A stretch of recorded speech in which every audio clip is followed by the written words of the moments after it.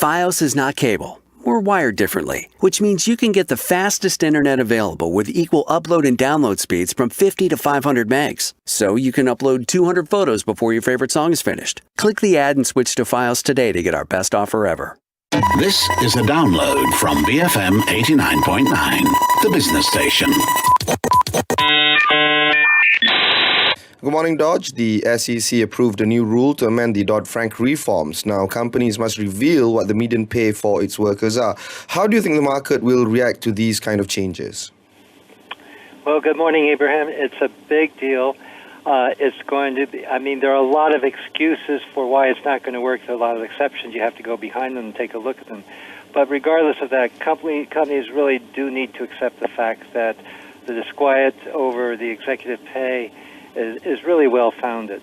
Increasingly difficult to defend the growing gap between what people at the top and lower down are earning, and it won't affect stock markets per se, but it will make investors more cognizant of what is going on, and ultimately those that have a story for the gap and how it's being treated will fare better than those that appear to be really overpaying on the top side.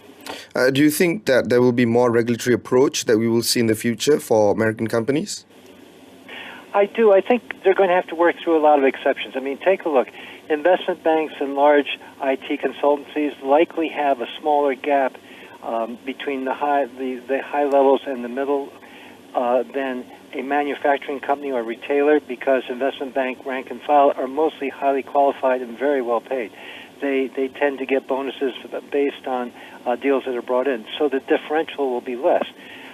You may look better, however, than their counterparts running factories or call centers, but also earn considerably less because the differential is less than the factories. And then you have to look at those companies where the factories may have been kept, and so therefore the ratio that CEO outsources, CEO earns versus a company that outsources its manufacturing will be very, very different. So there are very specific exceptions that Dodd-Frank is going to have to deal with.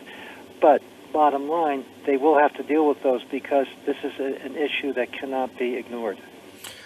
Taking a look at Europe, the Athens Stock Exchange took a beating, and against a backdrop of Greece receiving the third bailout of about 80 billion euros, do you think there'll be a balance on relaxing capital controls to keep the Athens Stock Exchange buoyant? Well, they're very close. They have to come to a deal on Tuesday, and typically the way they're behaving, both sides are behaving now, it is very likely that a deal is very close to being finalized. But based on what we've gone through before, let's make sure it is finalized before Tuesday, which is really the drop-dead date for this particular deal.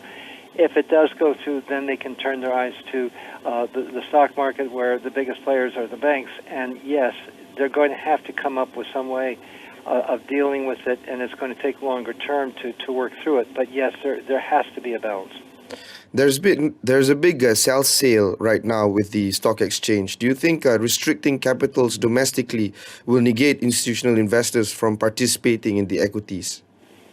Yes, I do, for the short term. But I do not see any other alternative until the market starts to flatten out and find some kind of base of support, and that's also going to be based on the economic return of Greece, which is going to take time. They have a lot of challenges to face. So I don't think it's going to be a while before the Greek market becomes a market of choice for institutions. Speaking about the Greek market's manufacturing output right now, do you think restricting capital in terms of raising capital, do you think this will be a big problem for Greeks to rejuvenate the manufacturing output? Well, it's going to be a big challenge, yes, and we have to get started. Once we get this next bailout behind us and it's approved, etc., then I think we start the long process of coming back, and it's going to be longer than if an agreement had come before Cyprus had made it such a big deal, and so much of an economic loss had occurred.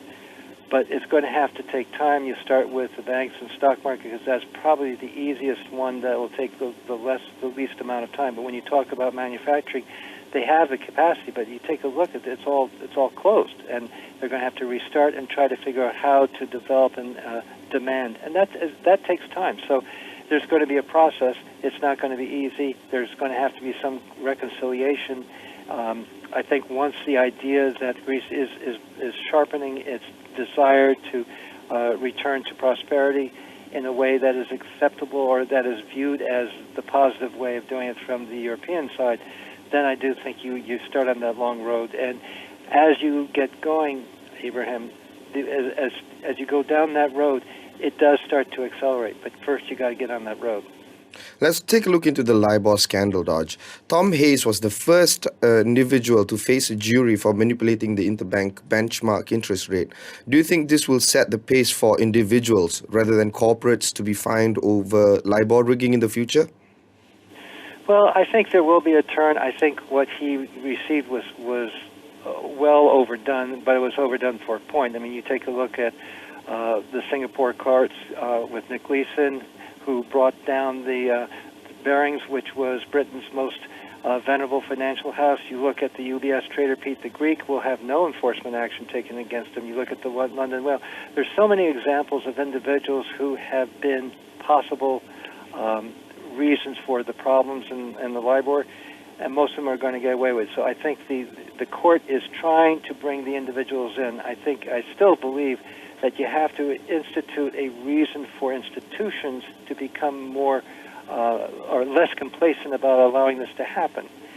There is really no real penalty at this point. I do believe that you start to bring individuals in, but really it's the institutions and the morals. I mean, a conviction that leans so heavily on the defendant's missteps is very unlikely to be much of a deterrent in the future. And, prosecution is a good way to deter people from crimes like bribery and murder and drug dealing. But financial transactions can be more morally ambiguous. And so there has to be a change at the corporate level as well as at the individuals. And once the corporate says, individuals, you can't do this, then the individuals face also internal investigation for real and punishment, as opposed to just to have a judge and jury outside have to prove that they have done something that is illegal. Do you think the investors and also the market in general will react positively to these activities? Well, I believe that overall that they will. It is the right step to go. The news that's coming out now is going to be processed in terms of economics, not in terms of ethics. So I do think that there is a step in the right direction. The perception that individuals will be held more accountable for what they're doing on the trading desk, that is a positive step, but it's certainly not enough to turn this around, and I don't think the market expects that this will be the end of it. So I think the market will react favorably if there is a continued move towards creating real restrictions on these types of actions. Right. Thank you, Dodge. Have a good week ahead. That was Dodge ODorland, Chairman and Chief Investment Officer of Landor and Fuest Capital Managers in New York. Thank you for listening to this podcast. To find more great interviews, go to bfm.my or find us on iTunes. BFM 89.9, the business station. This year, I will chew 117 number 2 pencils. I will doodle 9 Staples notebooks to death. When it comes to school supplies, it's guaranteed your kids will go through a lot. I'll make a whole lot of paper airplanes.